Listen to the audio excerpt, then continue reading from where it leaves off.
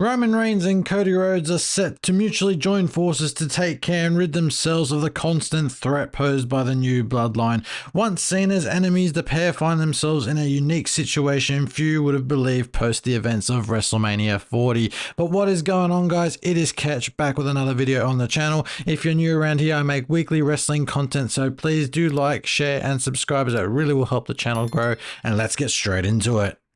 Following the events of WrestleMania 40, in which Cody Rhodes finally finished his story, dethroning Roman Reigns and ending his 3.5-year long reign title reign, the Bloodline were in a bit of disarray. Roman and The Rock both went off TV for some time, leaving Solo Sikoa, Jimmy Uso and Paul Heyman to pick up the pieces, and Solo took on the role of de facto tribal chief, kicking out Jimmy Uso and Paul Heyman in the process, and adding Tama Tonga, Tonga Loa and a Samoan werewolf Jacob Fatu, who has proven to be quite an interesting addition to his own return at SummerSlam earlier in the year.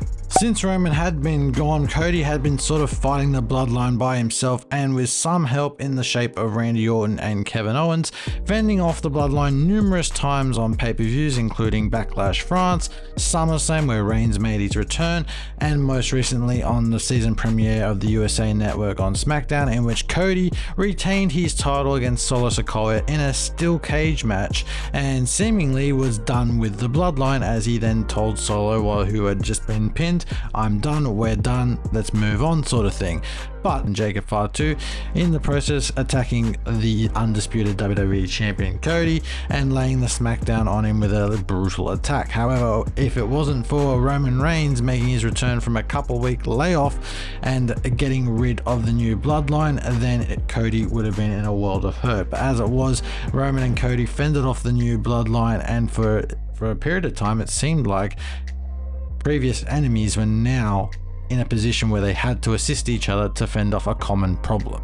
Later in the show, whilst being interviewed by Kathy Kelly, Nick Aldis had received a challenge from Solo Sikoa that him and the Samoan werewolf Jacob Fatu would like to take on Cody Rhodes and Roman Reigns. This then panned to Cody Rhodes speaking to Aldis, and what she was describing and what he said was, "I'm done, I don't want to deal with the bloodline, that is Roman Reigns' problem." Fast forward to the end of the night, Nick Aldis is in the ring with Roman Reigns, and Roman Reigns cuts his first promo and first babyface promo as the tribal chief in 4 years, and he pretty much said, whilst the Ulafalu, I might have it or might not have it, I'm still the original tribal chief, I'm the only tribal chief and it's my bloodline, effectively saying Solo Sikoa shouldn't be champ now and it's not your WWE anymore. And then this then brought out Solo Sikoa and Jacob Fatu, and they sort of just had like this stare down at the end of SmackDown, and it led to Roman Reigns signing the contract for a match at Bad Blood between himself, Cody, Solo and Jacob Fatu in a tag team match. And Cody was a little bit hesitant, but then did the tribal chief gesture of putting out his arm, and Reigns gave him the contract, of which Cody signed, officially aligning with Reigns for the match at Bad Blood. So now this has given us a whole new world of possibilities for their match at Bad Blood. As I just mentioned, this match does lead to plenty of possibilities for the Bad Blood event. It'll be Roman's first in-ring match since WrestleMania 40, and Cody's been carrying the company since WrestleMania 40 on his back as the sort of top babyface within the company, but he's had a very good heel partner to play alongside in Solo Sikoa and to a lesser extent Jacob Fatu. There was a moment on SmackDown where Jacob Fatu and Roman Reigns had a mad stare down, and I suspect at some point down the line this will lead to a singles match between the pair, because Jacob Fatu is probably the best member of this new bloodline, and that's also taking into consideration Solo Sikoa. So there's a money match to be made down the line at some point there with those two, but I do think that this will probably lead to a Solo and Jacob Fatu victory at Bad Blood, probably because Jacob Fatu will do most of the damage to Roman and Cody, and obviously the lesser members of the bloodline will probably get involved, but it will end up with a Jacob Fatu and Solo Sikoa victory, and then they will taunt Roman Reigns about this victory over the next few months, and this will eventually all culminate at a match at Survivor Series War Games, of which Roman Reigns is actually advertised for. So this could be massive. I'm guessing Cody and Roman will join forces there again as well as part of their War Games team. Who makes up the rest of the team? I have no idea. I suspect Jimmy Uso will make his return at some point between now and then to join that team, but it's just a matter of who fills out the remaining 2 spots. A lot of people are saying Sami Zayn and Jey Uso, but we don't know for sure.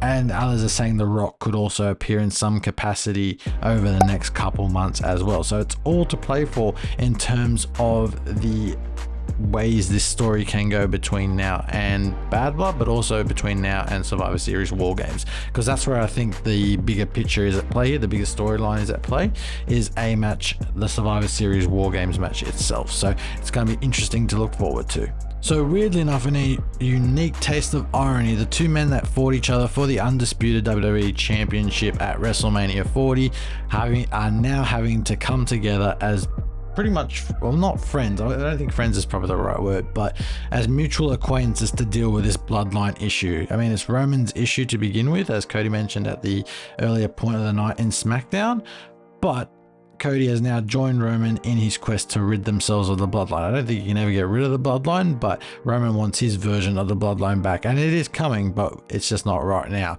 So I think, you know, the whole enemies to friends is quite unique. The whole enemy of my enemy is my friend, and it's quite a unique story angle that WWE have decided to go for. But that has been the end of this video, guys. I hope you have enjoyed. If you did enjoy it, please don't forget to leave a like and a comment on the video, as I read every single one of them. And yeah, let me know what you think, and I'll see you with another video very soon. Have a good one, guys. See ya. Bye.